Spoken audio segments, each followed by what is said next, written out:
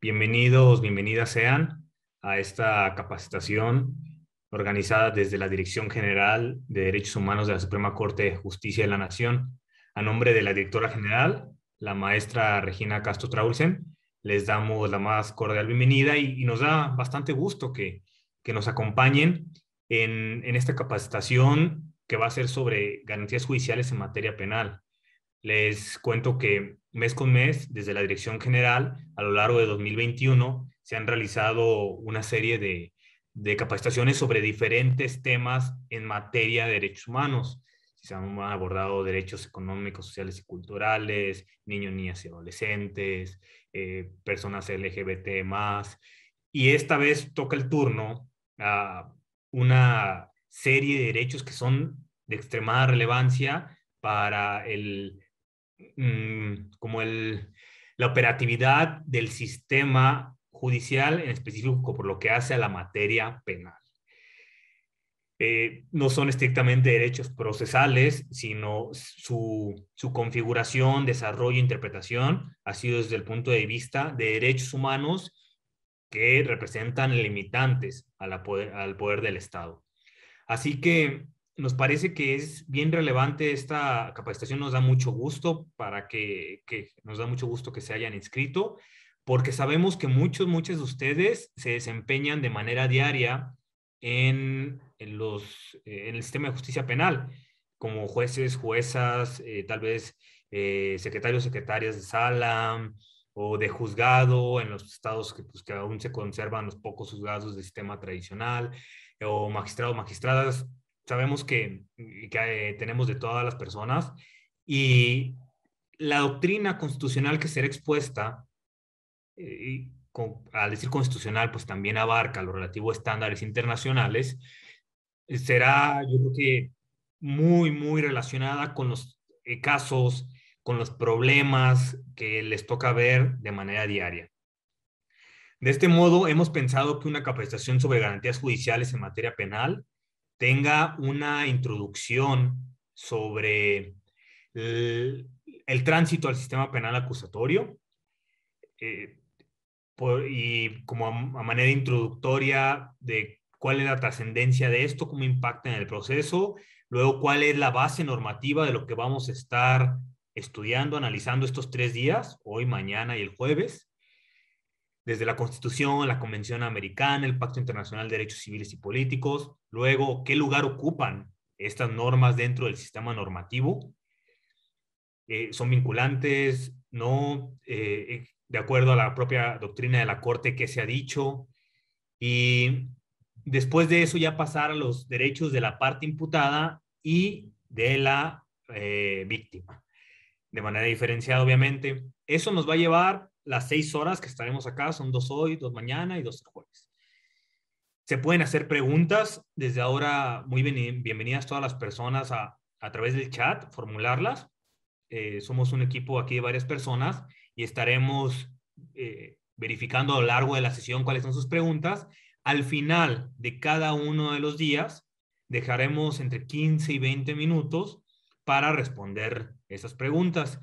Les invitamos completamente a participar. Vamos a reservar este tiempo para que sea más un diálogo y no tanto un monólogo de clase, y no tienen que realizarlas hasta el final, sino a lo largo de la clase, según se vengan las inquietudes. Y también a lo largo de las exposiciones hacemos referencia a algunos casos concretos que muestran cómo esta aplicación de estándares impacta en algunos casos, de los casos que ha conocido bien la Suprema Corte o bien la Corte Interamericana de Derechos Humanos. Y alguna precisión adicional que me parece que estaría clara, pero no sobra decirlo. Muchas de las personas que están aquí saben muchísimo sobre procesal penal, sobre derecho penal, o sea, teoría del delito, sobre todas las materias afines al sistema de justicia. Desde ese punto de vista, precisamos ahora que pues esto no será propiamente una clase de procesal penal, sino de la doctrina constitucional y convencional en relación con las garantías judiciales, y lo estructuraremos a partir o tomando como referencia el artículo 8 de la Convención Americana de Derechos Humanos.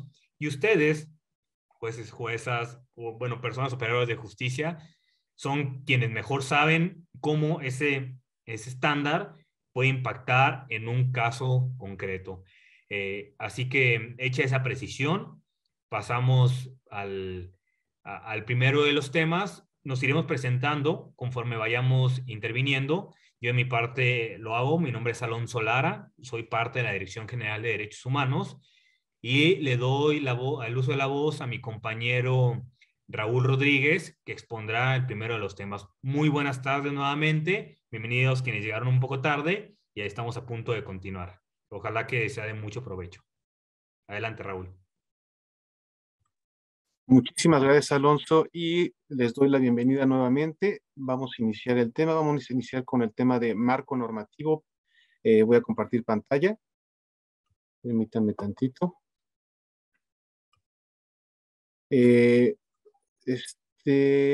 Juan, ¿me podrías compartir, hacerme coanfitrión, por favor, de la sala para que pueda compartir?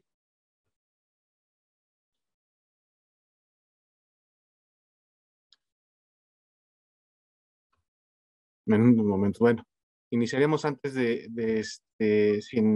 sin las diapositivas. En un momento las presentaré, pero bueno, vamos a presentar lo que es el marco normativo para el estudio de estos derechos y garantías procesales en materia penal. Debemos analizar primeramente el marco normativo vigente en el ordenamiento jurídico mexicano, sobre todo a la luz, como lo comentaba Alonso, de la reforma constitucional del 2011 y 2008, lo que nos va a permitir entrar al estudio de fondo de estos derechos y garantías. Antes de iniciar, me gustaría recordarles que dentro de las múltiples finalidades del proceso penal se encuentra el esclarecimiento de los hechos cuando se comete o se presume un delito en contra de una persona y se busca el financiamiento de responsabilidades sobre la persona culpable por el daño causado. Permítanme tantito, creo que ya quedó poder compartir. Listo.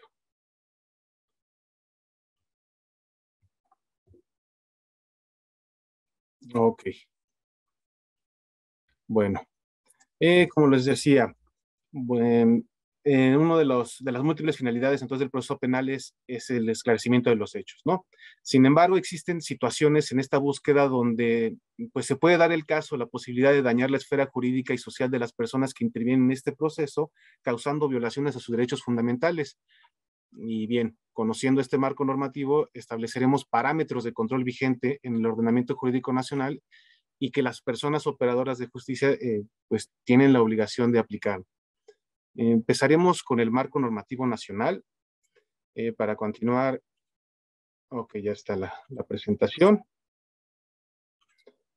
Con el marco normativo nacional. Y posteriormente estaremos con el internacional. Entonces, como primera instancia, vamos a hablar con los apartados referentes a la Constitución Política de los Estados Unidos Mexicanos. Bueno, pues recordamos que en el 2008 se llevó a cabo una reforma donde se establecieron las bases para transformar el sistema de justicia penal mexicano. Se establecieron las bases para transitar de un modelo penal inquisitivo a un modelo penal acusatorio. Esto implicó la adición y reforma de diversas disposiciones. 7 de ellas fueron en materia penal. Es a las que nos referiremos a continuación.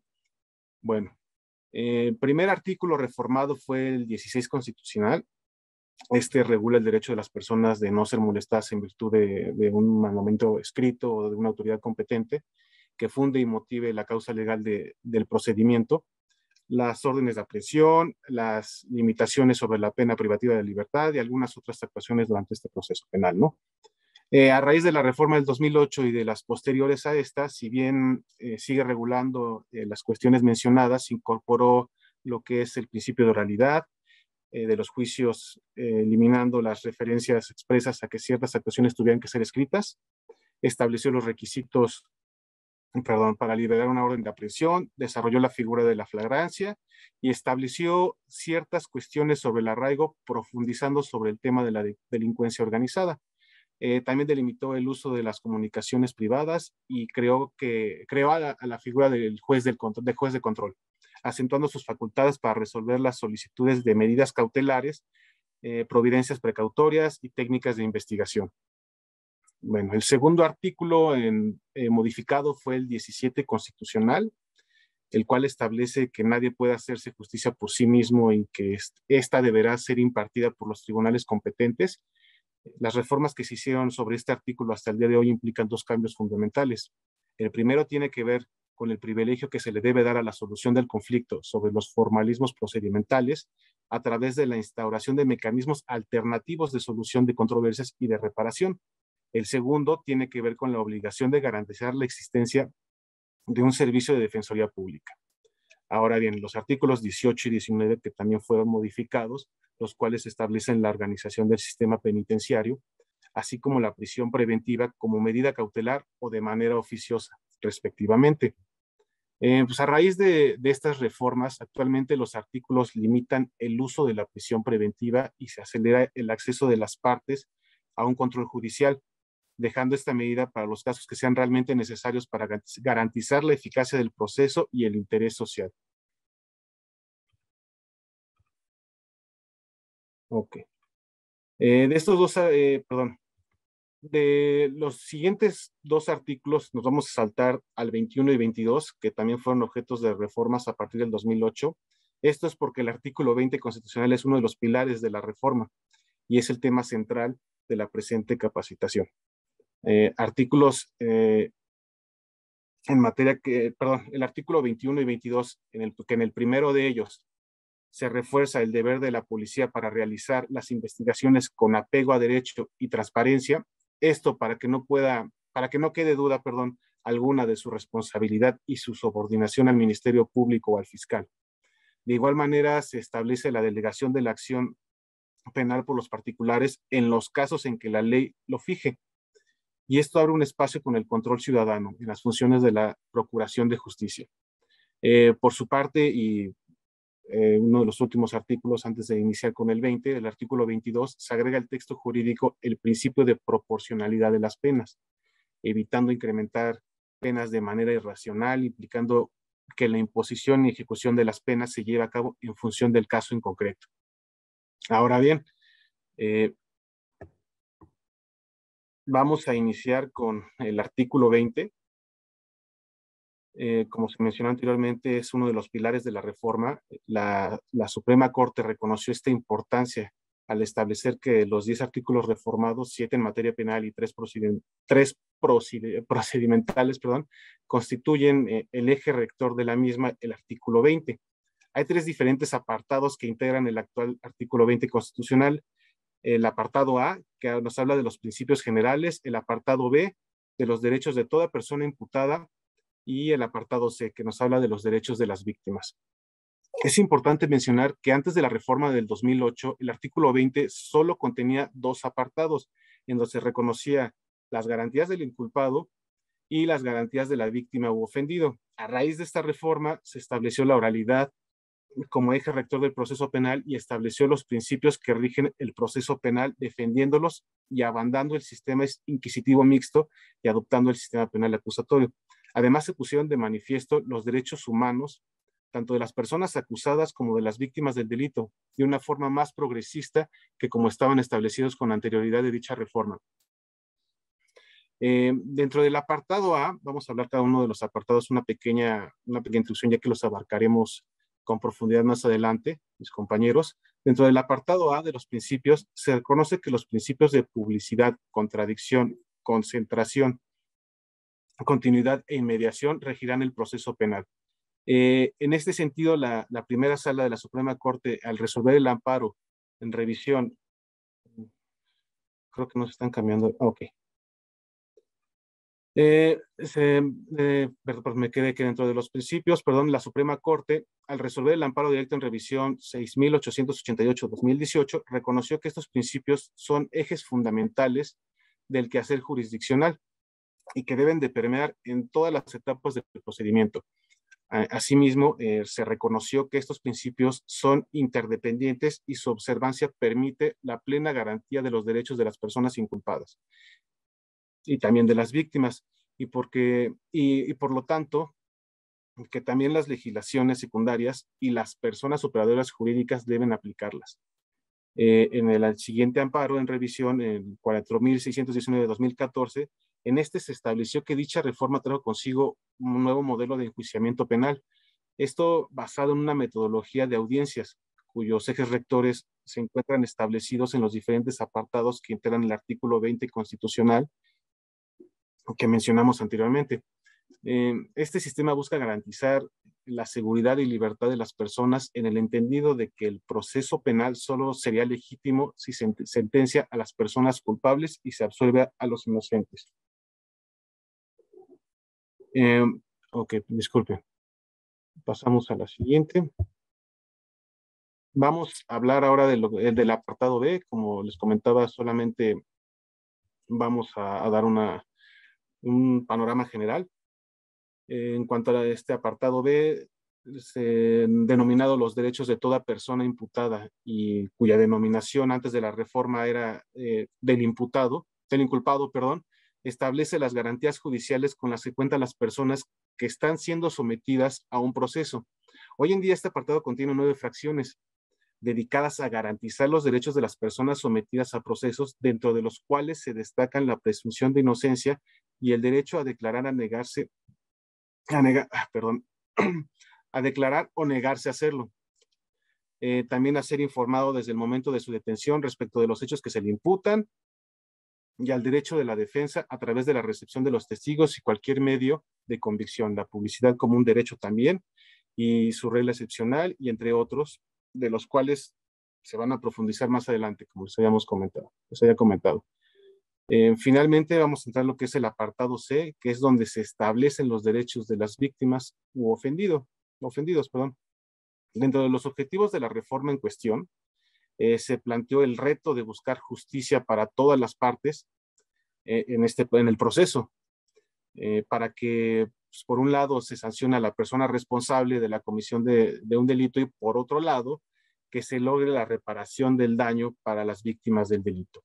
En este sentido, a raíz de este apartado, se puede ver que el sistema acusatorio también marca un nuevo papel para las víctimas en este procedimiento penal, poniendo como ejemplo perdón, está fallando el mouse para cambiar las diapositivas, pero bueno, poniendo como ejemplo y como tema que vamos a abordar más adelante con más profundidad, antes de la reforma de 2008 se reconocía el derecho de coadyuvar con el Ministerio Público en la averiguación previa, así como el derecho de las víctimas menores de edad a no confrontarse con el inculpado en casos de violación o secuestro, y a solicitar las medidas y providencias que prevea la ley para seguridad y auxilio. A partir del 2008 y las subsecuentes reformas de este artículo, el texto actual de este apartado reconoce la obligación del Ministerio Público para solicitar la reparación del daño, abriendo la posibilidad de que la víctima u ofendido lo pueda solicitar directamente. También se reconoce el derecho de víctimas y ofendidos al resguardo de su identidad y otros datos personales en casos concretos. Todos estos vienen divididos en sus diferentes fracciones. También la obligación del Ministerio Público de garantizar la protección de víctimas, ofendidos, testigos y en general todos los sujetos que intervengan en el proceso. Y también de las personas juzgadoras de vigilar el buen cumplimiento de esta obligación. Por otro lado, se reconoce el derecho de solicitar las medidas para la protección y restitución de sus derechos y de impugnar ante autoridad judicial las omisiones del Ministerio Público. Todos estos temas se van a abordar más adelante con mayor profundidad. Esto solamente es una mención generalizada. Entonces, como pueden ver, gracias a esta reforma constitucional se muestran cambios benéficos para las personas partes en un proceso penal, estableciendo principios rectores que velan por la protección de los derechos humanos de las mismas. De igual forma, se cuentan con mejores herramientas que permiten asegurar un proceso justo y equitativo, en el que la presunción de inocencia de una persona imputada se manifiesta en todo momento. Y en el caso de las víctimas, se pone de manifiesto que éstas cuentan con las medidas de protección que velan por su seguridad y garantizan que el culpable no queda impune tras el esclarecimiento de los hechos y existe una reparación del daño. Ahora bien,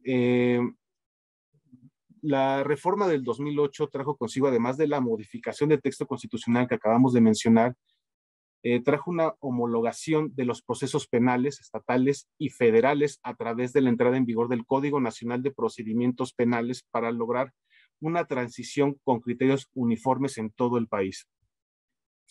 En el 2014, derivado de las facultades establecidas al Congreso de la Unión por la fracción 21 del artículo 73 constitucional, se emitió el Código Nacional de Procedimientos Penales para legislar a toda la República en materia de procedimiento penal, así como de ejecución penal y alternativas al proceso de esta especialidad, perdón. En este ordenamiento encontramos plasmadas las garantías procesales definidas en el texto reformado en el artículo 20 constitucional antes mencionado, así como las reglas y etapas que rigen cualquier procedimiento penal en todo el territorio nacional cuando se comete un delito, ya sea del fuero común o federal, y fortaleciendo los principios generales del proceso y los derechos de las partes. En este sentido, la Suprema Corte, al hacer un recorrido sobre el proceso legislativo de esta reforma penal, en su contradicción de tesis 64-2017, reconoció que en el artículo transitorio segundo, el sistema procesal penal acusatorio entraría en vigor cuando lo estableciera la legislación secundaria correspondiente sin exceder el plazo de 8 años. Así se impuso a los órganos legislativos de la Federación, estados y del Distrito Federal en ese entonces la obligación de implementar la expedición y modificaciones a los ordenamientos legales pertinentes para incorporar el sistema penal acusatorio. Entonces, de esto anterior, podemos concluir que el Código Nacional de Procedimientos Penales ha reforzado el marco legislativo que protege los derechos y garantías procesales de las personas que participan en el proceso. Este código surge de una constitución democrática y sirve como punto de partida para el proceso penal que sirve en la actualidad para el enjuiciamiento de una persona acusada propia de un Estado de Derecho. Otro ordenamiento igual de importante en la materia es la Ley General de Víctimas, que entró en vigor el 9 de enero del 2013, siendo aplicable en todo el territorio nacional por su carácter de ley general. Como se mencionó anteriormente, esta reforma del 2008 reconoce el derecho de las víctimas como parte en el proceso penal y se hace mención de sus derechos en el apartado C, como lo vimos hace un momento. Por ello, con la expedición de esta ley, se buscó fortalecer el orden jurídico, reconociendo a las víctimas sus derechos, entre otros, el derecho de recibir ayuda, asistencia, protección, acceso a la verdad, a la justicia y a la reparación integral del daño, así como su rol pues, protagónico como parte de los procesos penales y administrativos. Esta ley reconoce una nueva visión de la reparación como parte del sistema de consecuencias penales para la atención de víctimas del delito. La participación de la víctima históricamente estuvo limitada por el derecho penal a la reparación del daño civil, entendiéndose que la vulneración de bienes jurídicos se sustrae a los intereses particulares y es una ofensa contra la colectividad y contra el Estado. Bueno, vamos a pasar a abarcar el marco internacional, y esto igual nos ayudará a tener un parámetro de control vigente en el ordenamiento internacional respecto a nuestra materia. Vamos a iniciar con lo que es la Convención Americana de Derechos Humanos, que es uno de los tratados internacionales en materia de derechos humanos más importantes, de los cuales el Estado mexicano es parte. Los trabajos de redacción de esta convención culminaron el 22 de noviembre de 1969 y entró en vigor el 18 de julio de 1978. México lo ratificó el 24 de marzo del 81, por lo que desde esa fecha sus disposiciones resultan vinculantes para el Estado mexicano. El Sistema Interamericano de Derechos Humanos cuenta principalmente con dos organismos que se encargan de vigilar a esta convención a través de diversos mecanismos. Es la Comisión Interamericana de Derechos Humanos,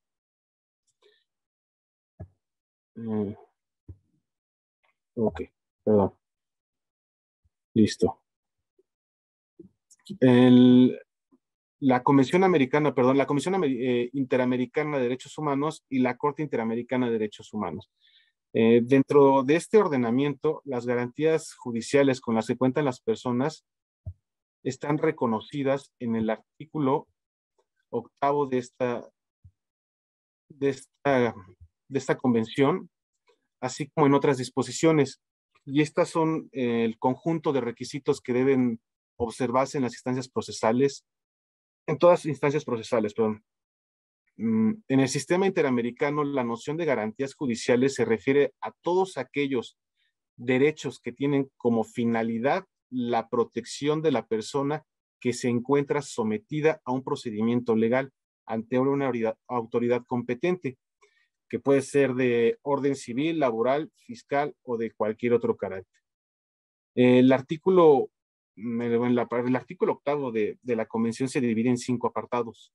El primero de ellos establece que toda persona tiene derecho a ser oído con las debidas garantías y dentro de un plazo razonable por un juez o tribunal competente, independiente e imparcial, establecido con anterioridad por la ley y en la sustanciación de cualquier acusación penal formulada contra ella o para la determinación de sus derechos y obligaciones de orden civil, laboral, fiscal o de cualquier otro carácter, como se mencionó anteriormente.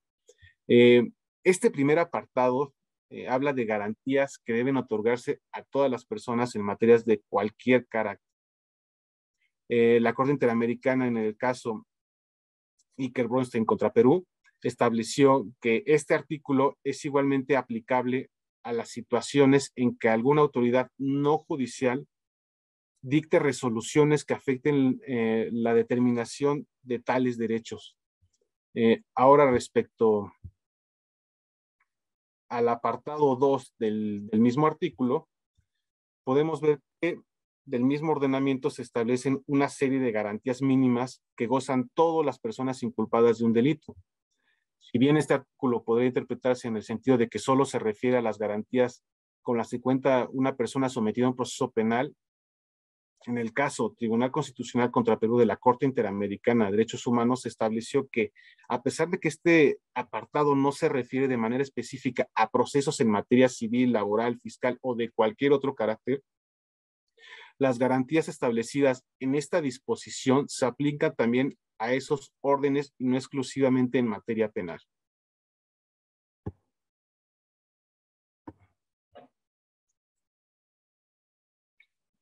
Perdón. Por su parte, el apartado tercero de este artículo establece que la confesión del inculpado solamente es válida si es hecha sin coacción de ninguna naturaleza. Esta garantía cuenta con un doble reconocimiento, ya que también el párrafo segundo, inciso G del artículo octavo de la Convención establece el derecho a no ser obligado a declarar contra sí mismo ni a declararse culpable. En lo que se refiere al apartado cuarto, este establece que el inculpado absuelto por una sentencia firme no podrá ser sometido a nuevo juicio por los mismos hechos. En otras palabras, se reconoce el principio nevis in idem, sobre el cual en el caso Eloísa Tamayo contra Perú, en el de la Corte Interamericana de Derechos Humanos, determinó que este busca proteger los derechos de personas procesadas por determinados hechos no vuelvan a ser enjuiciadas por los mismos hechos, a diferencia de la forma utilizada por otros instrumentos internacionales de protección de derechos humanos, como por ejemplo el Pacto Internacional de Derechos Civiles y Políticos de las Naciones Unidas, que se refiere al mismo delito, que se refiere al mismo como delito. La Convención Americana utiliza la expresión los mismos hechos, que es un término más amplio en beneficio de la víctima.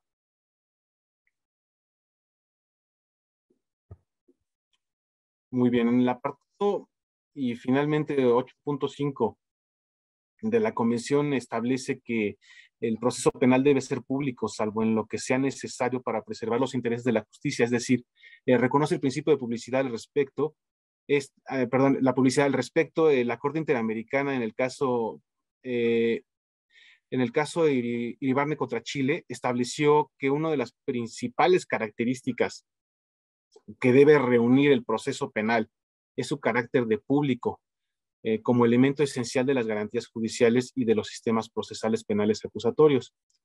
Esto de un Estado democrático, el cual se garantiza a través de la relación de una etapa oral en el que el acusado puede tener inmediación, con el juez y las pruebas, y que esto va a facilitar el acceso público. Vamos a pasar con otro instrumento internacional, el Pacto Internacional de Derechos Civiles y Políticos. Tanto el Pacto Internacional de Derechos Civiles y Políticos como el Pacto Internacional de Derechos Económicos, Sociales y Culturales, estos son el producto, pues, de un largo proceso de discusión en la Asamblea General de las Naciones Unidas, que, que comenzó con la redacción de la Declaración Universal de Derechos Humanos. Aquí el Pacto Internacional de Derechos Civiles y Políticos es un tratado internacional que fue aprobado por la Asamblea en 1966 y entró en vigor el 23 de marzo de 1976, donde pues, México lo ratificó en 1981. El Pacto Internacional de Derechos Civiles y Políticos constituye el paso más importante para la incorporación de los derechos contenidos en la Declaración Universal de Derechos Humanos a un régimen de obligaciones positivas vinculantes sobre los estados y en el que se reconocen numerosos derechos. En este pacto, podemos encontrar en su artículo 14, nos establece a partir del apartado tercero que durante el proceso toda persona acusada de un delito tendrá derecho en plena igualdad a unas ciertas garantías mínimas. A partir de ahí enuncia esta serie de garantías judiciales relativas al debido proceso y siendo las mismas garantías que establece la Convención Americana sobre los Derechos Humanos.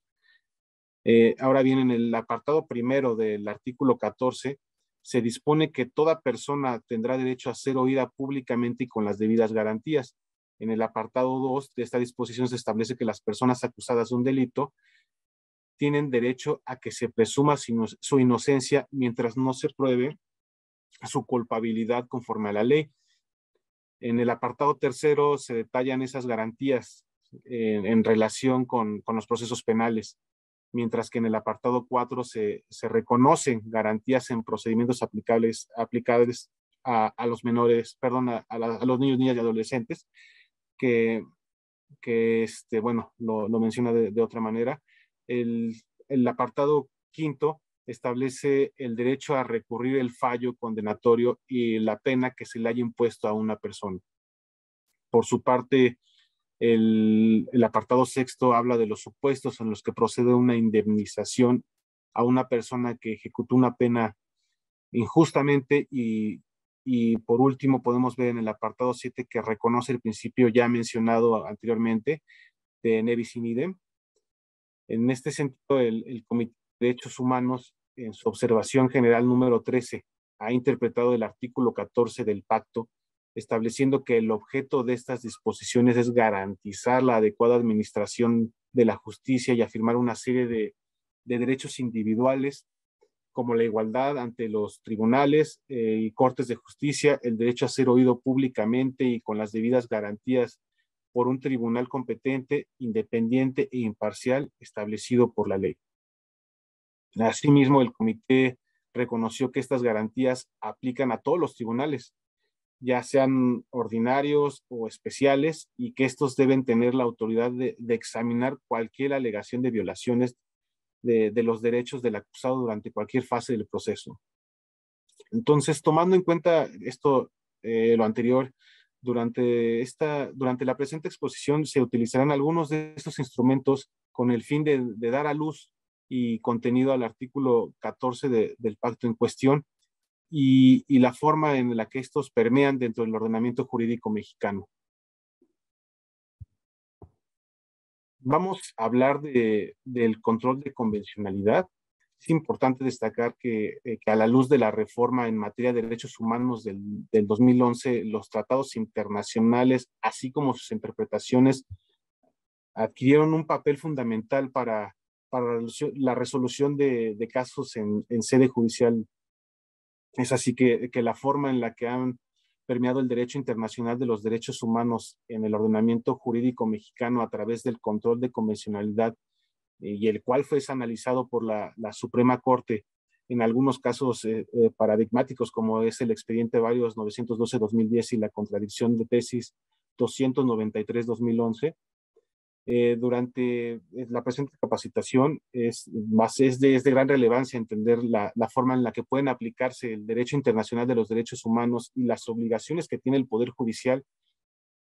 Entonces, como se ha mencionado a lo largo de lo que llevamos de este marco normativo, se van a explicar esas disposiciones aplicables y vigentes, además del artículo 20 constitucional, las interpretaciones válidas que han hecho organismos internacionales como la Corte Interamericana o el Comité de Derechos Humanos para conocer el alcance de las garantías y derechos con las que cuentan las personas sometidas a un proceso, tanto las víctimas y los principios también que rigen este proceso penal. Bueno, el control de convencionalidad consiste en un ejercicio comparativo entre normas que se realiza entre las normas internas del Estado y los diversos tratados internacionales de los cuales el Estado mexicano es parte.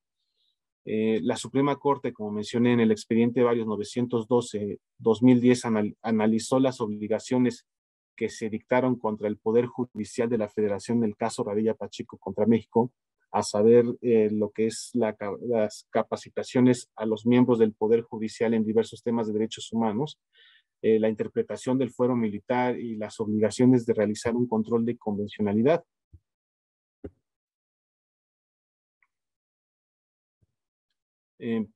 Sobre este último punto, la Suprema Corte analizó en el siguiente párrafo de la sentencia que les voy a mencionar de Radilla Pacheco contra México, es en relación con las prácticas judiciales. Nos menciona que el tribunal estableció en su jurisprudencia que es consciente de que los jueces y tribunales internos están sujetos al imperio de la ley y por ello están obligados a aplicar las disposiciones vigentes en el ordenamiento jurídico. Pero cuando un Estado ha ratificado un tratado internacional como la Convención Americana, sus jueces como parte del Estado también están sometidos a ella, lo que les obliga a velar porque los efectos de las disposiciones de la Convención no se vean mermados por la aplicación de leyes contrarias a su objeto. Desde un inicio carecen de efectos jurídicos. En otras palabras, el Poder Judicial debe ejercer un control de convencionalidad ex oficio entre las normas internas y la Convención Americana. Al respecto, la Suprema Corte determinó que si bien este párrafo indica la obligación de realizar un control de convencionalidad ex oficio, el Estado mexicano debía adecuarlo al modelo de control de constitucional existente. De este modo, este tipo de interpretación por parte de los jueces presupone realizar 3 pasos. El de interpretación conforme en sentido amplio, que significa que los jueces del país, al igual que todas las demás autoridades del Estado mexicano, deben interpretar el orden jurídico a la luz y conforme a los derechos humanos establecidos en la Constitución y en los tratados internacionales en los cuales el Estado mexicano sea parte, favoreciendo en todo momento a las personas la protección más amplia. La interpretación conforme en sentido estricto, ello significa que cuando hay varias interpretaciones jurídicamente válidas, los jueces deben, partiendo de la presunción de constitucionalidad de las leyes, preferir aquella que hace a la ley acorde a los derechos humanos establecidos en la Constitución y en los tratados internacionales en los que el Estado mexicano sea parte. Esto para evitar incidir o vulnerar el contenido esencial de estos derechos. También la inaplicación de la ley cuando las alternativas anteriores no son posibles, ello no afecta o rompe la lógica del principio de división de poderes y del federalismo, sino que fortalece el papel de los jueces a ser el último recurso para asegurar la primacía y aplicación efectiva de los derechos humanos establecidos en la Constitución y en los tratados internacionales de los cuales el Estado mexicano es parte. Por otro lado, en el 3 de septiembre de 2013, el Pleno de la Suprema Corte resolvió la contradicción de tesis 293-2011, en donde se pudo analizar la reforma en materia de derechos humanos de junio de 2011, y para aquí sentaron las bases de lo que con posterioridad sería el nuevo paradigma del derecho constitucional mexicano.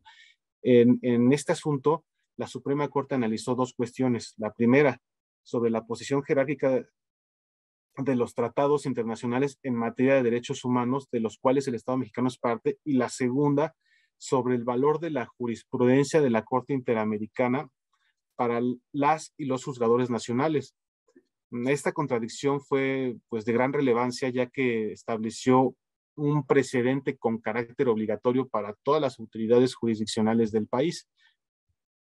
Sobre el primer punto de la contradicción se hizo énfasis en que, según la redacción vigente del artículo primero constitucional, el ordenamiento jurídico reconoce los derechos humanos contenidos en tratados internacionales sin distinguir entre tratados internacionales de derechos humanos y otro tipo de tratados internacionales. Así, el Pleno estimó que el artículo primero constitucional debía interpretarse en el sentido de que el conjunto normativo previsto en dicho precepto se compone por normas de derechos humanos, cuya fuente de reconocimiento puede ser la Constitución o un tratado internacional ratificado por México, con independencia de la materia de este. La Suprema Corte también concluyó que la nueva conformación del catálogo de derechos humanos no puede ser estudiada en términos de jerarquía, pues la reforma constitucional modificó el artículo primero precisamente para integrar un catálogo de derechos y no para distinguir o jerarquizar esas normas en atención a la fuente de la que provienen.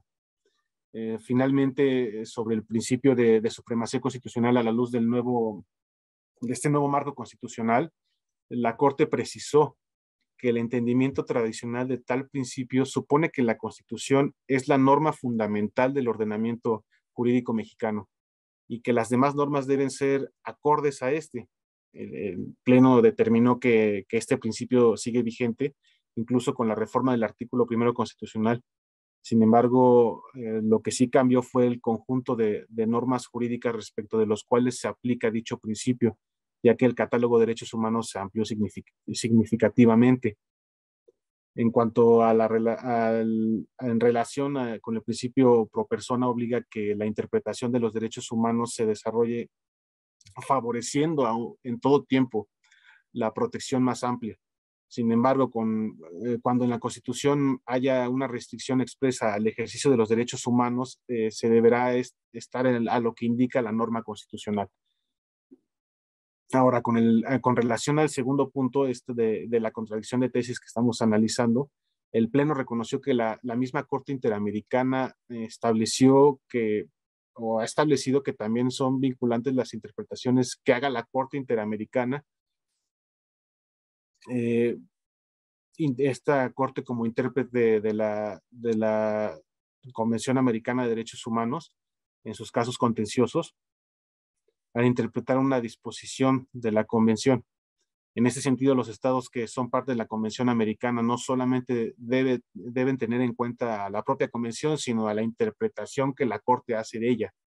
En primer lugar, la Suprema Corte reconoció que la jurisprudencia de la Corte Interamericana constituye una extensión de la Convención Americana sobre los Derechos Humanos, mientras que una disposición alude al texto de un determinado ordenamiento, la norma hace referencia a su significado. En este caso, la disposición sería el texto de la Convención Americana, mientras que la norma sería los distintos significados que la Corte Interamericana atribuye al texto convencional a través de la jurisprudencia que emite. En segundo lugar, se reconoció que debe existir un diálogo jurisprudencial entre la Corte Interamericana y las altas cortes de la región, por lo que la relación entre las Cortes Nacionales y la Corte Interamericana deben entenderse en términos de cooperación y colaboración. Entonces, por lo anterior, la Suprema Corte concluyó que los criterios emanados de la jurisprudencia emitida por la Corte Interamericana de Derechos Humanos resultan vinculantes para los jueces nacionales, con independencia de que el Estado mexicano haya sido parte en el litigio, toda vez que dotan de contenido a los derechos humanos establecidos en la Convención, y no obstante la aplicación de dicha jurisprudencia deberá hacerse en una serie de términos. Es cuando el criterio se haya emitido en un caso en el que Estado mexicano no haya sido parte, la aplicabilidad del precedente al caso específico debe determinarse con base en la verificación de la existencia de las mismas razones que motivaron el pronunciamiento. Segunda, en todos los casos en que sea posible, debe armonizarse la jurisprudencia interamericana con la nacional, y de ser imposible esta armonización debe aplicarse el criterio que resulte más favorecedor para la protección de los derechos humanos de las personas.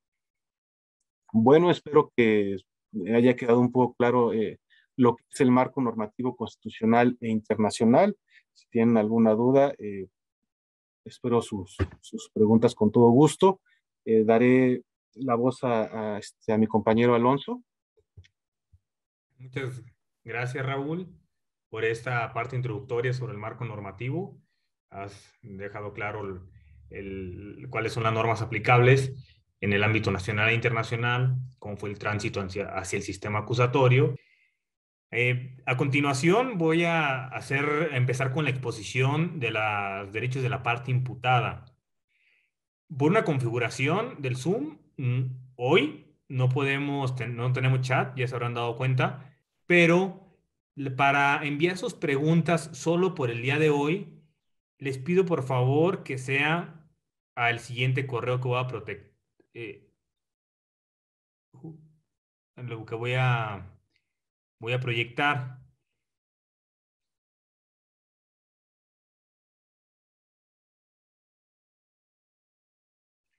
Ya se puede ver, me parece que sí. Es jmouton@scjn.gov.mx. Y repito, solo por el día de hoy será de esta manera, a partir de mañana será con chat. E iremos tomando nota de las preguntas que nos hagan llegar y al final las responderemos. Sin más, paso al tema que nos ocupa. Raúl ya ha explicado cuál es el reconocimiento que hay en sede internacional y nacional de los derechos de las partes dentro de un proceso, tanto parte imputada como víctima.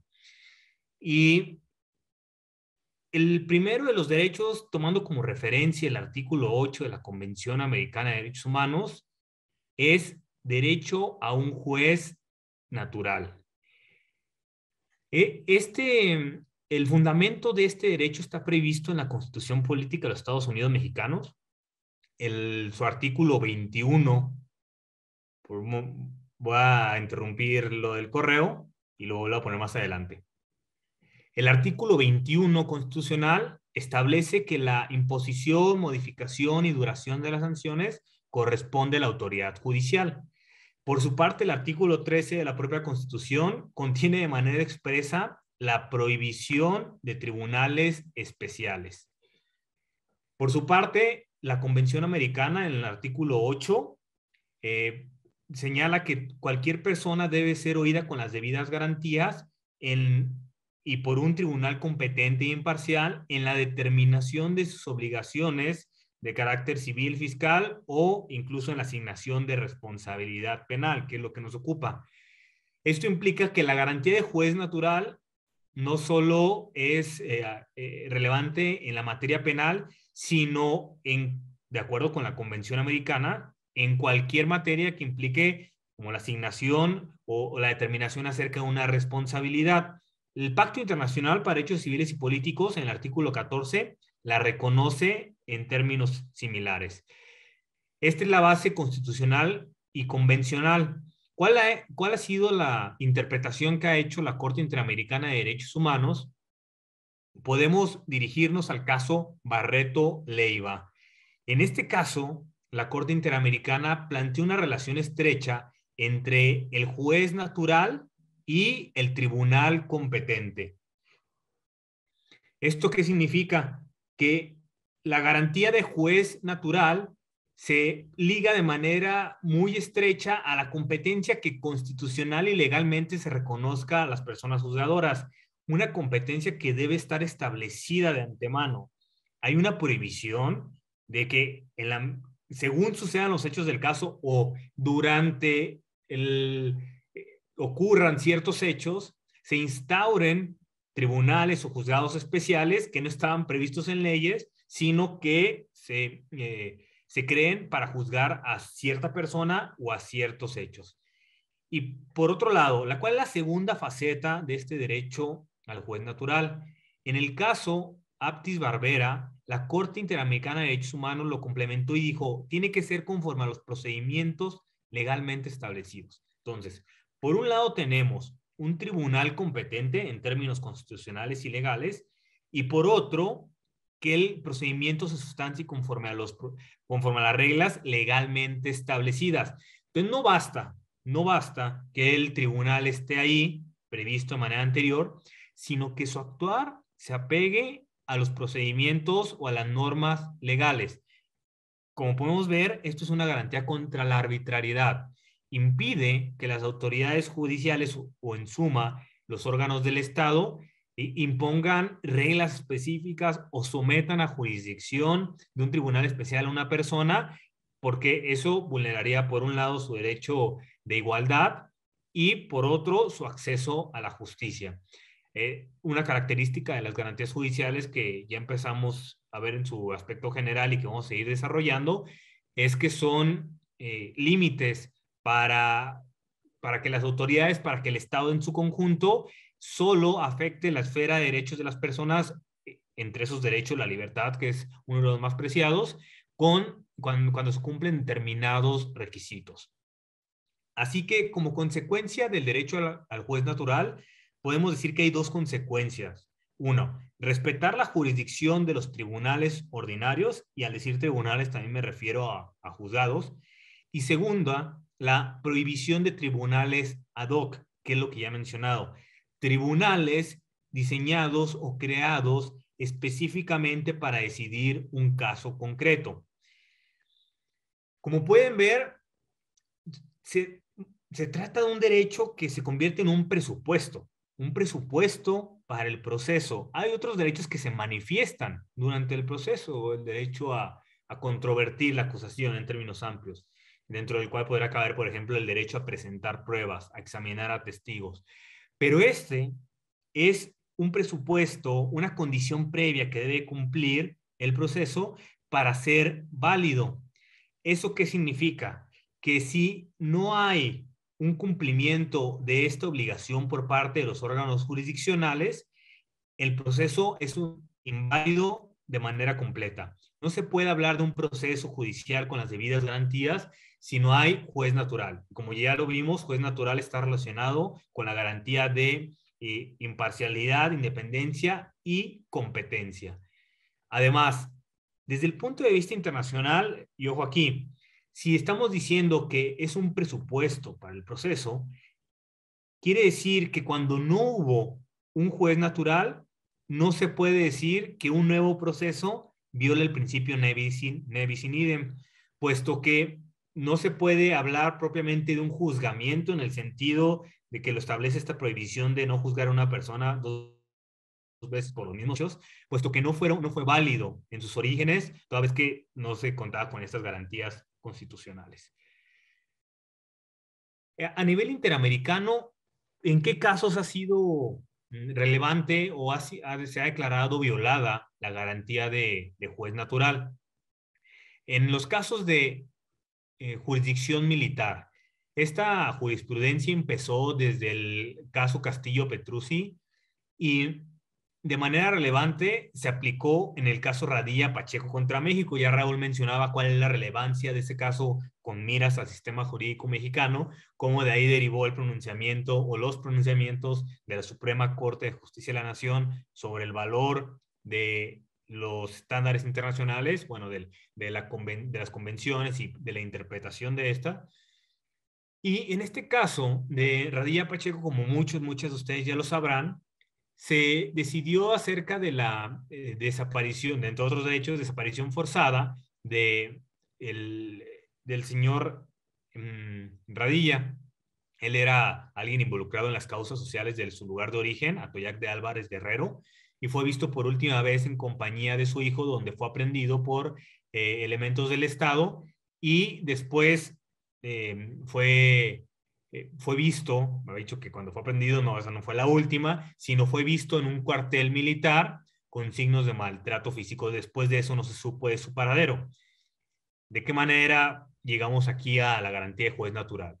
Que el procedimiento contra las personas militares que pudieron haber estado involucradas en estos hechos de la desaparición del señor Radilla, fueron remitidas, la investigación fue remitida a sede militar por autoridades militares. ¿Y qué estableció la Corte Interamericana en ese caso?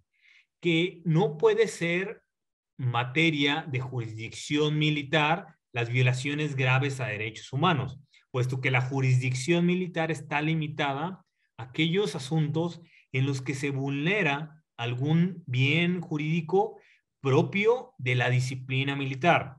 Y las violaciones a derechos humanos no se pueden considerar como una cuestión atinente a la disciplina militar porque rebasan ese ámbito, porque muchas veces involucran a personas civiles y al estar involucrada una persona civil, todo esto debe ser juzgado de acuerdo con la competencia de las autoridades civiles. Digo, civiles, no del ámbito de determinación de obligaciones, no, sino civil en oposición a militar o las autoridades no militares. De ahí que la Corte Interamericana determinó que en el caso Radilla Pacheco la actuación del Estado en ese asunto había violado la garantía de un juez natural.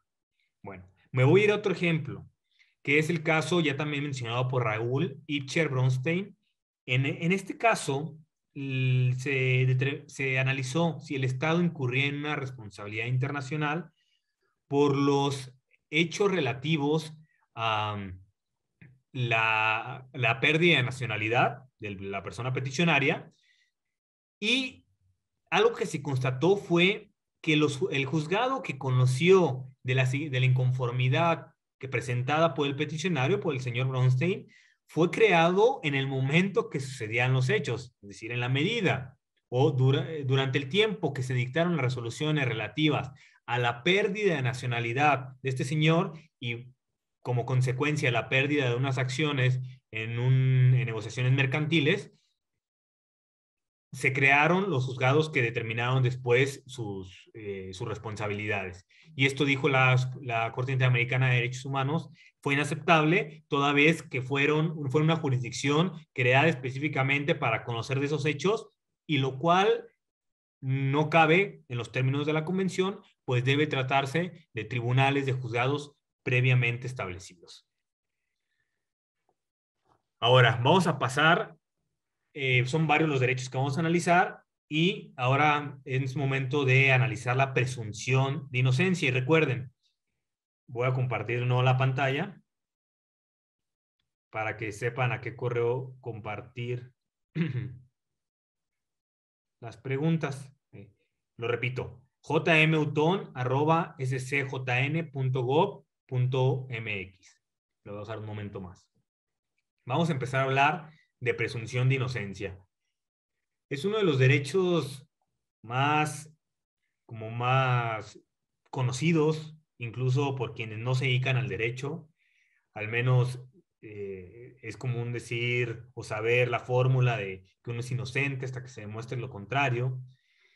Y lo que vamos a hacer a continuación es, con base en la doctrina jurisprudencial de la Suprema Corte, en sus pronunciamientos, qué alcance se le ha dado, qué contenido tiene este derecho, cuáles son sus vertientes. Ustedes como juzgadoras en materia penal, constantemente se enfrentan ante problemáticas que deben determinar si se ha vencido, por ejemplo, la presunción de inocencia con miras a imponer responsabilidad penal, pero este derecho, como veremos, no solo tiene vigencia hasta el momento de dictada una sentencia, sino desde el inicio del proceso. Ahora, empezamos de la misma manera. ¿Dónde está reconocido este derecho? En el artículo 20 constitucional, el cual establece de manera general la obligación del Ministerio Público de solventar la carga de la prueba y también la imposibilidad de condenar si no hay convicción acerca de la culpabilidad. Ojo aquí, ya estoy haciendo referencia a las diferentes versiones, ahorita les pondremos un nombre, a las diferentes vertientes de la presunción de inocencia. Y el artículo 13 del Código Nacional de Procedimientos Penales de manera específica dice que la presunción de inocencia debe ser respetada en todas las etapas del proceso. Es decir, en la investigación preliminar, la complementaria, la etapa intermedia, la etapa de juicio, incluso hasta que cause estado la sentencia, lo cual implica que durante el tiempo que esté en sede impugnativa, tiene vigencia este principio de presunción de inocencia. La Suprema Corte de la Justicia de la Nación, y para esto me quiero remitir al amparo en revisión 349 de 2012, repito, el amparo en revisión 349 de 2012 es un precedente donde pueden encontrar la explicación acerca de las diferentes facetas de la presunción de inocencia, y en ese precedente se dijo que es un derecho de carácter poliédrico, o sea, tiene varias caras, tiene varias facetas, diferentes vertientes, varias aristas. Y de manera concreta, ¿cuáles? La presunción de inocencia es una regla de trato, es una regla probatoria y es un estándar de prueba. Como regla de trato, ¿qué significa? Que las autoridades deben evitar cualquier medida orientada a determinar, sea de manera formal o informal, la responsabilidad penal de una persona de manera anticipada. Es decir, el momento adecuado para determinar la responsabilidad de una persona es con el dictado de una sentencia por una persona juzgadora competente, ya lo vimos, juez natural, que decida si existe un delito y si la persona participó en este.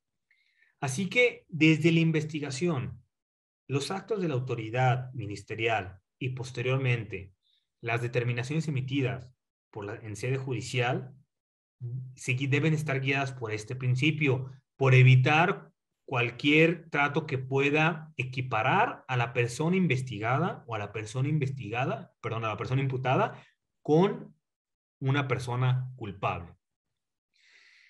La pregunta entonces que guía la presunción de inocencia como regla de trato es cómo debe tratarse a la parte imputada. Lo que se hace es evitar anticipos de pena. Ojo aquí, con las medidas cautelares. En ocasiones puede ocurrir que la imposición prolongada, por ejemplo, en la prisión preventiva, se pueda considerar como un anticipo de pena, cuando resulte excesiva y necesaria, cuando no se satisfagan los principios que rigen las medidas cautelares, como el examen de proporcionalidad en sentido amplio. En esos casos se podría estar vulnerando la presunción de inocencia como regla de trato, toda vez que se está imponiendo una medida cautelar con efectos punitivos. Y eso está previsto incluso desde el Código Nacional de Procedimientos Penales. Y en general, respecto de la disposición o el tratamiento de una autoridad, quiere decir que hay que evitar ideas preconcebidas acerca de la responsabilidad penal de una persona, lo cual implica no emitir opiniones sobre dicha responsabilidad, porque como vimos, el momento en el que se decide al respecto es la sentencia definitiva, y de la revisión jurisprudencial que se puede hacer, se advierte que un escenario en el que se ha visto vulnerada la presunción de inocencia como regla de trato es durante las investigaciones y con las declaraciones, con las manifestaciones que hace la autoridad investigadora, la autoridad ministerial sobre las personas que capturan. Y como en muchas ocasiones, como que no se deja lugar a dudas, se manda un mensaje sin matices acerca de la responsabilidad penal de una persona solo por haberla detenido, se le presenta al público, se le exhibe ante las cámaras, obviamente que esto ha disminuido. Afortunadamente la vigencia de los derechos está alcanzando áreas donde antes era pues común ver violaciones a derechos humanos, y ahora no sé, vemos que les ponen una cinta, ¿no? Una cinta negra en los ojos, no sé qué tanta diferencia haga en realidad, o que se le presenta con el nombre de pila y luego N, por ejemplo, como apellido para no identificar el nombre completo. De alguna manera se han modulado las prácticas de las autoridades encargadas de seguridad pública de exhibir a las personas como culpables o responsables de un delito. Y en sede internacional, la Corte Interamericana de Derechos Humanos, por ejemplo, ha conocido de casos en los que se ha violado el derecho a la presunción de inocencia en esta vertiente. Tenemos el caso J contra Perú. En ese asunto, la señora J fue presentada ante los medios de difusión como una integrante del grupo terrorista Sendero Luminoso, que causó pues mucho estallido social en ese país, y se le presentó así sin reservas, pronunciándose sobre su culpabilidad, sobre su responsabilidad en los hechos, bueno, en muchos de los hechos sobre terrorismo, y sin haber sido condenada. Entonces, lo que la Corte Interamericana dispuso fue que ese tratamiento, esa presentación de la señora J ante las cámaras, ante la opinión pública, le estaba condenando de antemano y de manera informal. Esto representa una vulneración a la presunción de inocencia en su vertiente de regla de trato. Ahora vamos con la segunda vertiente de la presunción de inocencia como regla probatoria. Como regla probatoria, ¿qué significa? Que hay que determinar a qué parte dentro del proceso corresponde la presentación o la aportación de la prueba. Y constitucionalmente está muy claro, quien debe aportar las pruebas para demostrar la responsabilidad penal de una persona es el Ministerio Público, que es la parte acusadora. Eso implica que el hecho de no presentar las pruebas sobre esa responsabilidad, a quien afecta es a la parte que le correspondía hacerlo. Esto es lo que en teoría general del proceso se conoce como cargas procesales. Si tú incumples una carga y te corresponde, obviamente, pues recibe la consecuencia negativa derivada del incumplimiento de esa carga. Y esto en contrapartida, ¿qué significa? Que la persona imputada no está obligada, no tiene la obligación de probar su inocencia.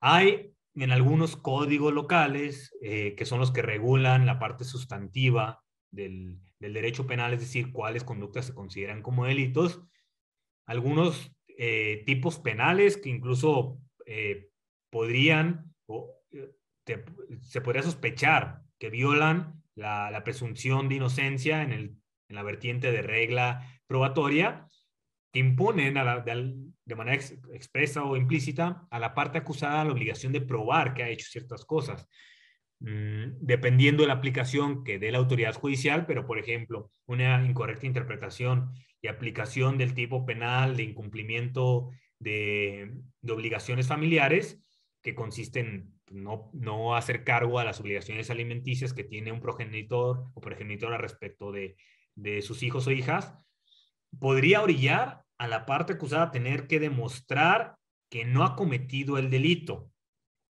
cuando en realidad las omisiones también son hechos, y esos hechos deberían ser probados por el Ministerio Público. Así que en esta vertiente, en esta vertiente hay que tomar en cuenta que la información proporcionada por el Ministerio Público debe ser considerada como prueba de cargo. ¿Y cuándo algo es prueba de cargo? Esto, repito, se puede encontrar en el amparo en revisión 349-2012. ¿Y ahí qué dijo la Corte? Existe prueba de cargo cuando los elementos de convicción estén orientados a demostrar que se ha que se ha cometido un hecho que la ley señala como delito y que una persona determinada, claro, la que es la parte acusada, ha intervenido en su comisión. Así que un primer análisis por parte de la persona juzgadora es determinar si efectivamente esa información que presenta el Ministerio Público es prueba de cargo, lo cual, si se fijan, está muy relacionado con la pertinencia de las pruebas. Porque uno de los requisitos, por ejemplo, en la etapa intermedia, como ustedes ya saben, para admitir medios de prueba con miras a la etapa de juicio, es si las pruebas se relacionan o no con los hechos controvertidos. Así que solo, en principio, debería ser admisible por parte del Ministerio Público aquello que constituya verdadera prueba de cargo, y ese filtro se podría llevar a cabo desde la etapa intermedia. Y esto implica, por otro lado, que puede haber pruebas directas e indirectas acerca de los hechos más importantes en un proceso penal, que, como repetimos, es la existencia del delito y la intervención de una persona. Directas, ¿qué significa? Pues aquellas que van orientadas a la demostración de estos hechos en concreto, de los que ya dije. Existencia del delito y asignación de responsabilidad, mientras que las pruebas indirectas no se refieren a ellos, sino a hechos secundarios, pero que a través de inferencias logran o son idóneos para presumir la ocurrencia de los hechos principales. Tal vez no haya un testigo presencial, o más bien un testigo directo, lo voy a corregir, que haya visto el momento en el que una persona pasó y le quitó, rompió el vidrio de un coche y se llevó las cosas. Bueno, pero si hay suficientes pruebas indirectas acerca de una persona, luego se le encontró en posesión de esos objetos, y aunque no fue reconocida en su, como en su cara, en identidad, corresponde con la descripción de la vestimenta, y se juntan otra serie de indicios que llevan a que pudo haber participado, un juez o jueza puede determinar que se ha derribado la presunción de inocencia y que existe plena convicción. Obviamente que cada caso tiene sus características concretas, como para analizar si efectivamente se cumple con ese estándar requerido constitucionalmente. Y como tercer vertiente, vamos a estudiar la presunción de inocencia como estándar de prueba. Voy a proyectar nuevamente, mientras hablo, el correo para que compartan sus preguntas. Recuerden que vamos a reservar unos minutos para responderlas. Entonces aquí está, ya lo tienen a la vista. Como estándar de prueba, ¿qué significa la presunción de inocencia? Que las personas juzgadoras tienen la obligación de absolver a una persona imputada si no hay prueba suficiente para condenar. Entonces, como estándar de prueba, la presunción de inocencia aplica al resultado de la actividad probatoria, no a la actividad propiamente, sino ya que se ha desahogado la prueba, ya que se tiene el cúmulo de información derivado del desahogo conforme a las reglas de juicio, se podrá determinar si efectivamente esa prueba es suficiente, es apta para dictar una sentencia condenatoria. Esto implica dos preguntas. Una de ellas ya la abordamos. La primera, ¿cuándo es suficiente la prueba? Y segunda, ¿a quién perjudica si no se satisface? La segunda ya lo dijimos, a quien perjudica es al Ministerio Público, porque es quien tiene la carga de la prueba. Y la primera pregunta, ¿cuándo es suficiente la prueba? Repito, esto lo pueden encontrar en el amparo en revisión 349-2012 de la Suprema Corte de Justicia de la Nación. ¿Cuándo es suficiente la prueba? Cuando se analizan los niveles de corroboración de las hipótesis. Puede darse el caso que existe una hipótesis acusatoria y también, a la par, una hipótesis de inocencia. Esto último suele ocurrir cuando la defensa, digamos, se trata de una defensa activa que no solo se limita a desvirtuar la hipótesis acusatoria, sino que presenta un relato alternativo.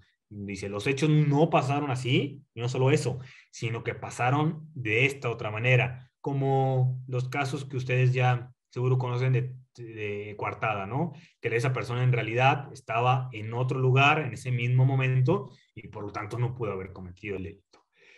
Así que al tener ambas hipótesis hay que analizar los grados de corroboración.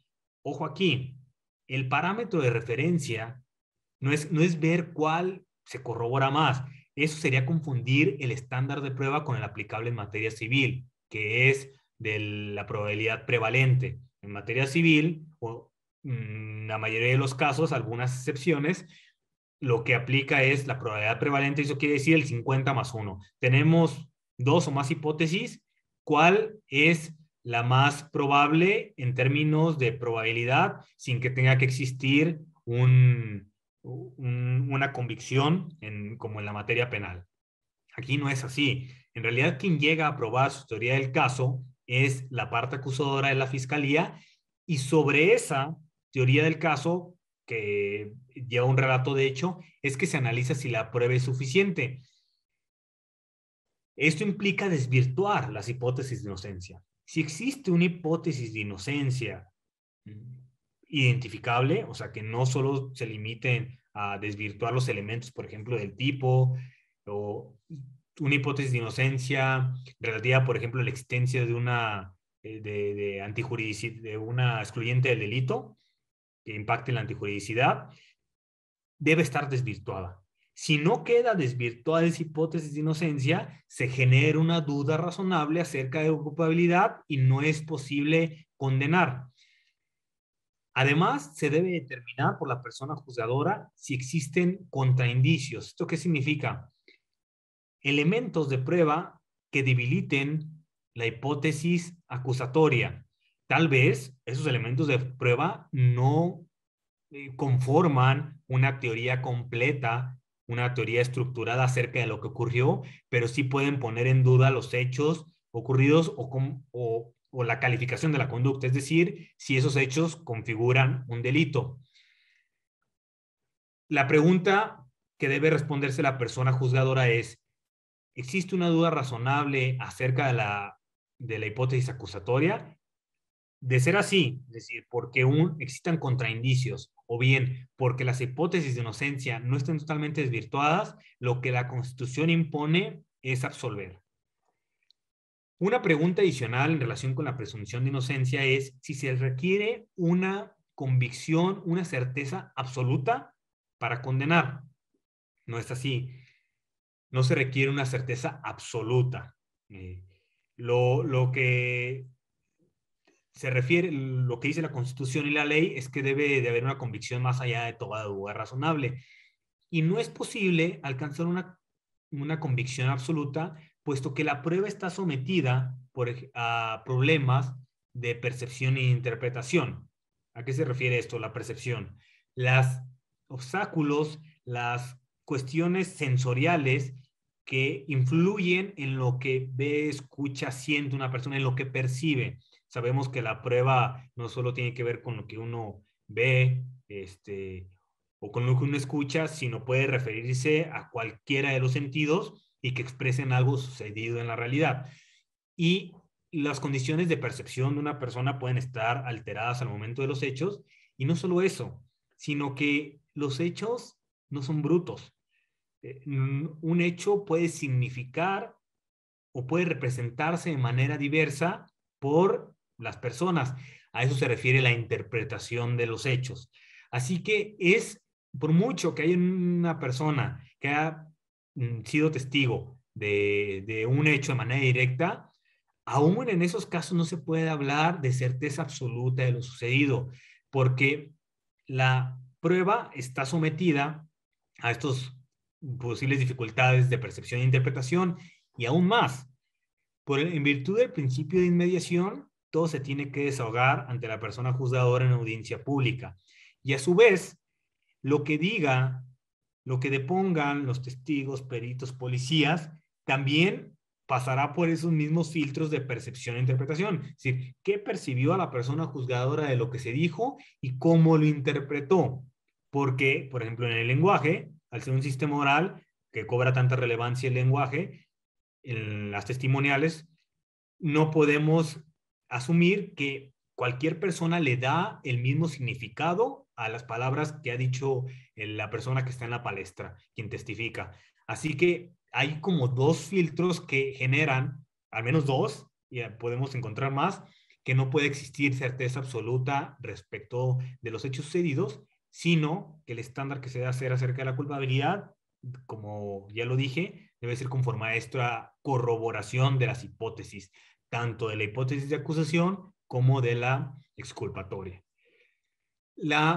Sé que tal vez están aquí personas que no se desempeñan en el ámbito penal y deben tener en cuenta que la Corte ha dicho, esto está en el mismo precedente, lo repito, es AR, Amparo en Revisión 349-2012, que los principios de la materia penal aplican con ciertas modulaciones a otras materias como lo puede ser la materia administrativa.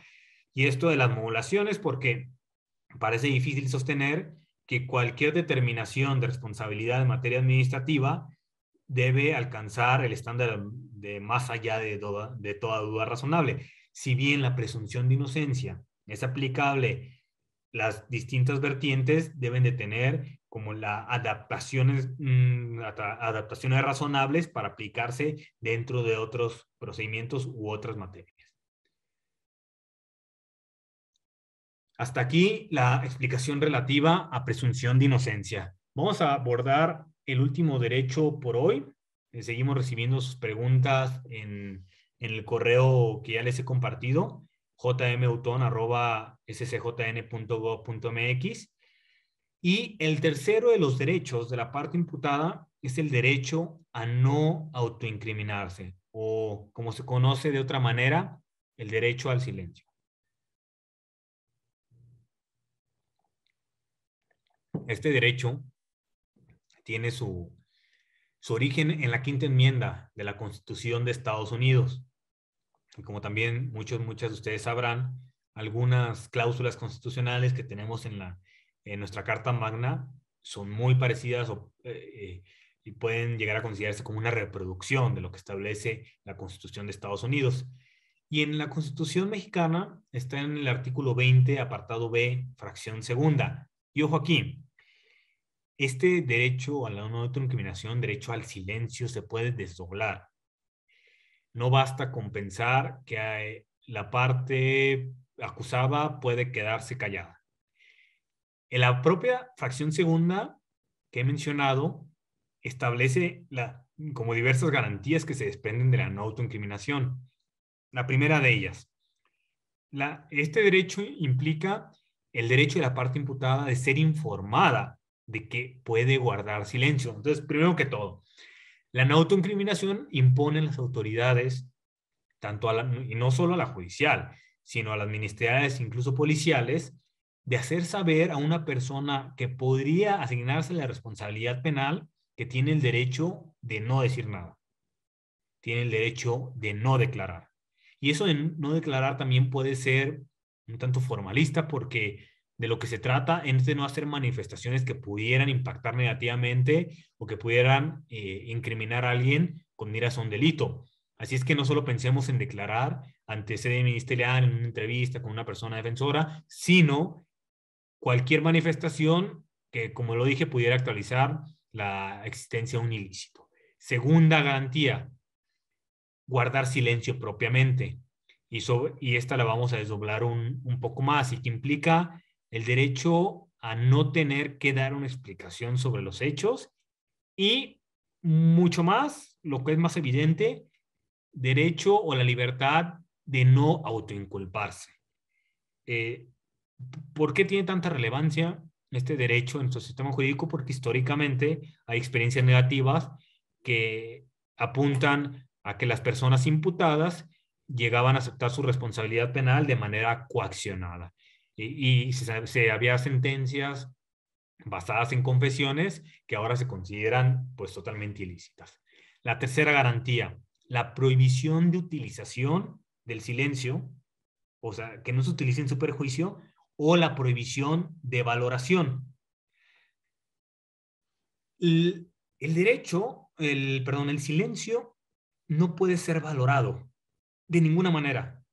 O sea, epistemológicamente representa algunas complejidades, pero no solo eso, sino que jurídicamente vamos a quedarnos ahí. Hay una prohibición desde el artículo 20, fracción segunda, apartado B, que no puede amenazarse con que el silencio va a ser interpretado de cierta manera la negativa, la falta de alguna expresión incluso no verbal, y tampoco se puede valorar.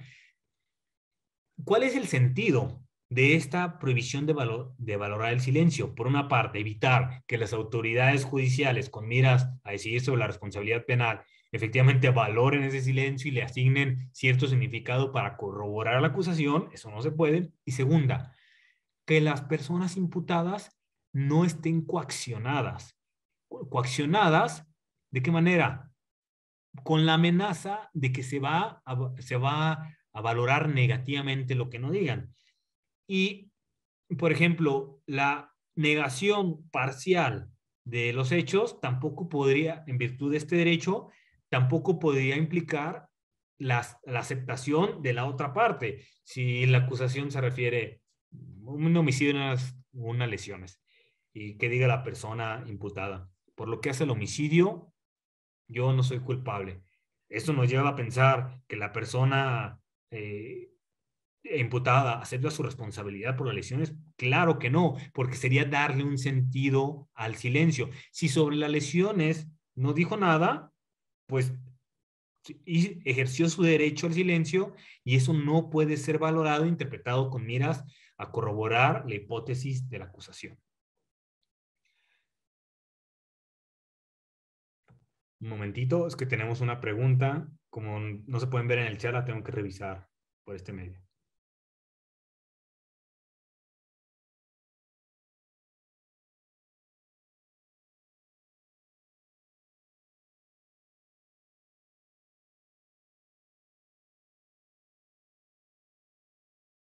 Ok, la tomaremos en cuenta para en unos momentos que ya vamos a cerrar y responder preguntas. El derecho a la no autoincriminación, la evolución puede ser vista en la contradicción de tesis 391-2019. Y retomo, porque había dicho que contiene diversas garantías. Hasta el momento he mencionado 3. Ser informado del derecho a guardar silencio propiamente, y la prohibición de valoración. ¿Cuáles 2 quedan? La prohibición de tortura o malos tratos. Ese es un derecho, digamos, autónomo que protege la integridad personal, pero no es casualidad que esté en la misma fracción que reconoce el derecho a la no autoincriminación, puesto que lo que evita o lo que pretende evitar la no autoincriminación es que no exista ningún acto que coaccione a la parte imputada con miras a involucrarse en algún delito. De ahí que, aunque la prohibición de tortura también se puede desprender, por ejemplo, el artículo 22 constitucional, forma parte del derecho a la no autoincriminación. Y por último, la garantía de defensa adecuada. Al disponer esta misma fracción, todo está concentrado en la fracción segunda del apartado B del artículo 20, que cualquier confesión rendida sin la debida defensa no tiene valor probatorio. Estas 5 son las garantías que comprenden el derecho a la no autoincriminación, y está reconocido a nivel convencional en el artículo 8.2 de la Convención Americana sobre Derechos Humanos. Como ya lo decía, la evolución jurisprudencial del derecho a la no autoincriminación se puede consultar en la contradicción de tesis 391-2019. Ojo aquí, no es porque hasta el 2019 o 20 que se resolvió, la Corte se haya pronunciado sobre la no autoincriminación, sino porque este precedente recoge lo que se ha dicho en otras sentencias acerca del derecho. Y lo que ha dicho la Corte desde 2004 es que el silencio no puede interpretarse como un indicio, lo cual ya estaba en la Constitución, en la prohibición de la valoración del silencio. Y también de los pronunciamientos se advierte que cuando una persona imputada ejerce su derecho a no autoincriminarse, ejerce su derecho al silencio, no se pueden hacer preguntas por la parte acusadora. Si en sede ministerial o judicial una persona dispone, y así lo expresa, que no quiere declarar, pues sería un contrasentido que la parte acusadora o incluso la persona juzgadora, lo cual está prohibido, le hicieran preguntas sobre los hechos que les son atribuidos. Porque evitar estas preguntas disminuye o elimina cualquier error, cualquier confusión, que se pudiera generar en alguien y que orillara a la persona a hacer alguna manifestación que le puede jugar en su contra, que le puede incriminar en los hechos. Así es que una vez que se ha ejercido el derecho al silencio, no se pueden realizar preguntas. Esto aplica aún cuando la defensa esté presente, puesto que de lo que se trata es de impedir que se induzca al error. Y además, hay casos, como seguro muchos de ustedes han constatado en su práctica, en que una persona es llamada a declarar en su carácter testigo de hechos atribuidos a un coinculpado. En esos casos se debe respetar el derecho al silencio y no cabría suponer que porque se le pide la declaración en términos de testigo de lo que hizo otra persona, ya no se encuentra protegida por este privilegio. Hay que tomar en cuenta que siempre que le puedan perjudicar hechos o que puedan actualizar un delito, se activa la garantía de no autoincriminación y se debe respetar el derecho a la defensa y dar la oportunidad a la persona de no hacer ninguna declaración.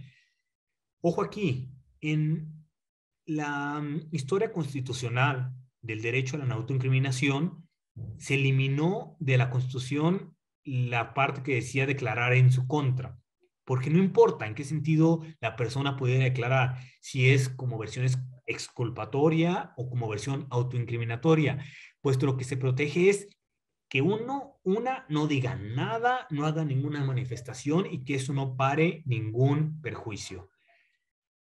La Corte, en esta contradicción de tesis que ya mencioné, que es la 391-2019,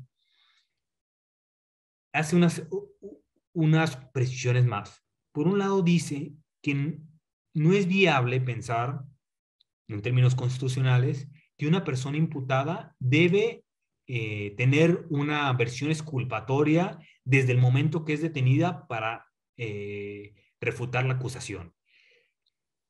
Dice la Corte que tomarse en serio el derecho a la no autoincriminación implica que una persona pueda permanecer en silencio y segunda, esperar a la estrategia de defensa. Porque una adecuada estrategia de defensa requiere que la persona imputada sea debidamente asesorada. ¿Y asesorada por quién? Pues por quien lleva su defensa, que como ya también lo sabemos y lo estudiaremos a detalle, requiere ser una persona licenciada en Derecho y no solo desde el punto de vista formal, sino que materialmente cumpla con ciertos requisitos que salvaguarden sus intereses dentro del proceso. Así que la garantía de la no autoincriminación exige que las autoridades, tanto policiales como ministeriales como judiciales, den a la persona juzgadora el tiempo debido para calibrar, para planear su estrategia de defensa y, mientras tanto, guardar silencio. Silencio que se puede prolongar a lo largo del proceso o puede, digamos, romperse en el momento en el que la persona inculpada lo decida, siendo debidamente asesorada. Pues sabemos que durante el proceso puede hacer las manifestaciones que estime conducentes, siempre y cuando se conserve el orden en las audiencias, o sea, se respeten las reglas procesales, pero pues la persona es imputada a final de cuentas es la estrella del proceso y esto no es precisamente halagador, sino es porque la persona que está sometida al escrutinio del poder público y posiblemente que será privada de libertad. Por hoy vamos a dejar aquí la capacitación y entramos totalmente en materia y estamos en derechos de la parte imputada. Mañana vamos a continuar con el resto de los derechos. Si quieren tener una referencia de los que vienen a continuación, ya lo he dicho, estamos tomando como referencia el artículo 8 de la Convención Americana de Derechos Humanos y con base en ello incorporando todo el desarrollo jurisprudencial tanto nacional como internacional y por eso he ido señalando las sentencias. Suprema Corte, el poder de la justicia.